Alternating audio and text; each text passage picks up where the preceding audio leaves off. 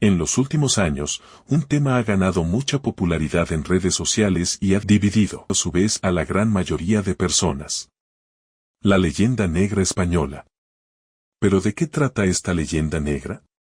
¿Por qué genera tanta controversia? De manera concreta podemos definirla como una narrativa historiográfica que acusa al Imperio Español de cometer barbaridades durante la conquista y permanencia en el continente americano. ¿Pero es cierto o solo se trata, como indica su nombre, de una leyenda? Pues para muchos es una verdad irrefutable dadas sus ideas sobre cómo sucedió la conquista de América a manos de los españoles. Sin embargo, para otros, solo se trata de una exageración por parte de algunos detractores de España para desprestigiarla.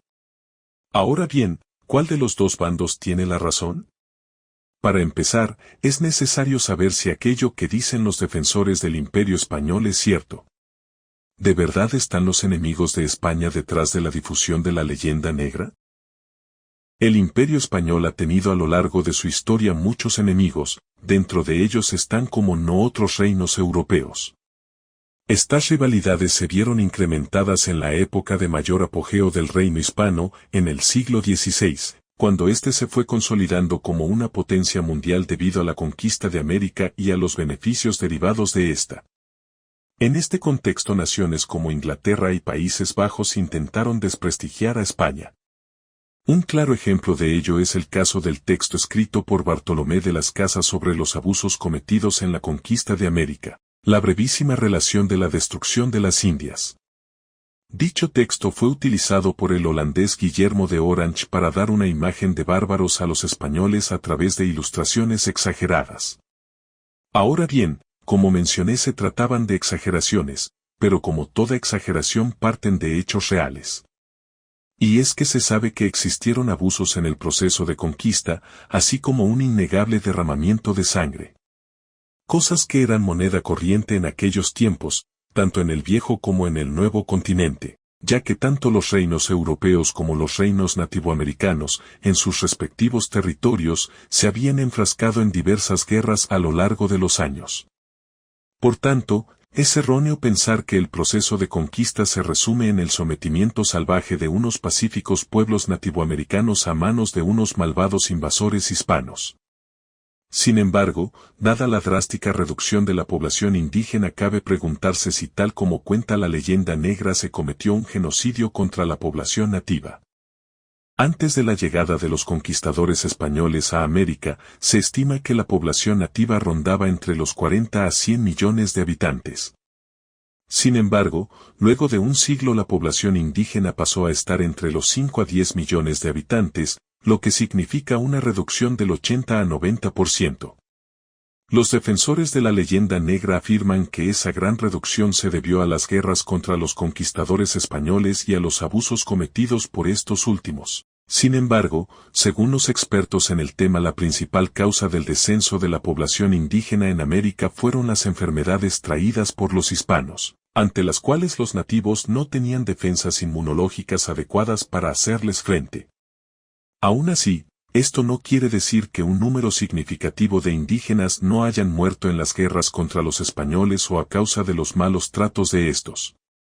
De hecho, una cantidad considerable de indígenas pereció en toda América debido a los trabajos forzados en minas y haciendas. Un claro ejemplo es lo que pasó en las minas de plata de Potosí, en donde los nativos fueron sometidos a extraer toneladas del metal precioso como parte de la mita, un sistema de trabajo obligatorio común en el Virreinato del Perú.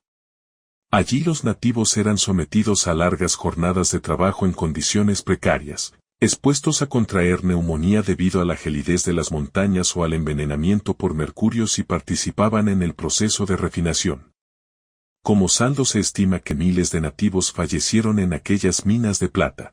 Otro aspecto que es parte de la leyenda negra son las torturas de las que se acusa a los españoles de haber cometido en contra de la población indígena. ¿Ocurrieron tales torturas o solo son mentiras levantadas en contra del Imperio Español? Pues dada la barbarie de aquella época anterior a los derechos humanos y a todo lo que ello conlleva, no era raro que ese tipo de prácticas se llevaran a cabo. Tanto indígenas como españoles practicaban las torturas antes de la conquista y las siguieron practicando durante la misma. En Europa se cometían torturas diversas en tiempos de guerra tales como desollamientos, colgamientos y mutilaciones. En el caso de España, en el siglo V, durante la Guerra de Granada, que duró de 1482 a 1492, fueron moneda corriente los empalamientos y las decapitaciones públicas. Por su parte en el Nuevo Mundo, exactamente en el sur, los incas acostumbraban practicar decapitaciones, desollamientos y mutilaciones contra sus enemigos en tiempos de guerra.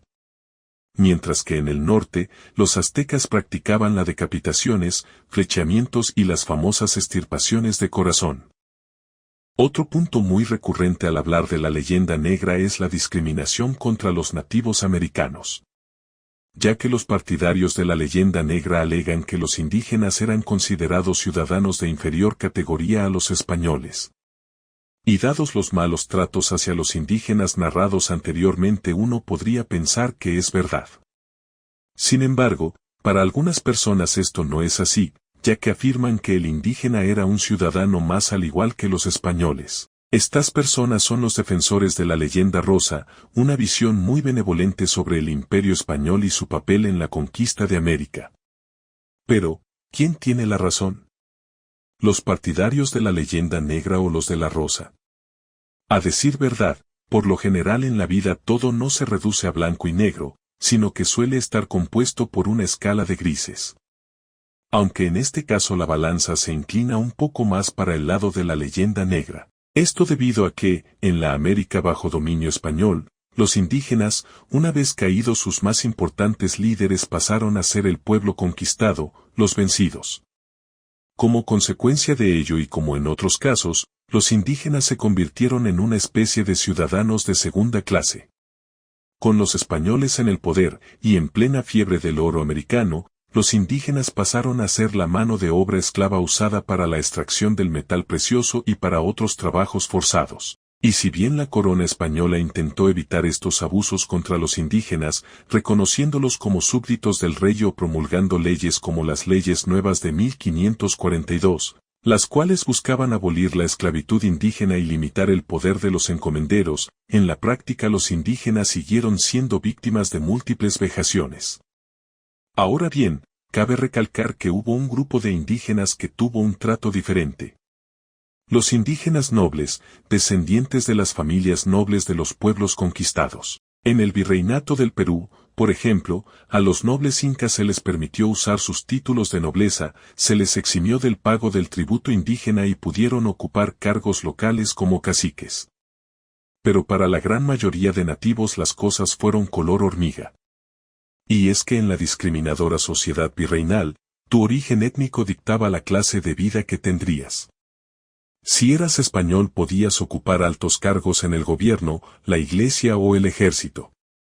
Si eras mestizo podías acceder a posiciones intermedias o realizar trabajos modestos, pero no podías aspirar a más. Y si eras indígena o negro te tocaba realizar trabajos forzados. En conclusión, podemos decir que tanto la leyenda negra como la rosa no son del todo correctas, ya que no cuentan la historia tal como sucedió, sino que toman ciertos hechos y los acomodan a su conveniencia según su sesgo ideológico para defender sus respectivas posturas. Amar u odiar a España por la conquista de América. Aunque en realidad no es necesario hacer ni lo uno ni lo otro, solo comprender el contexto de los hechos.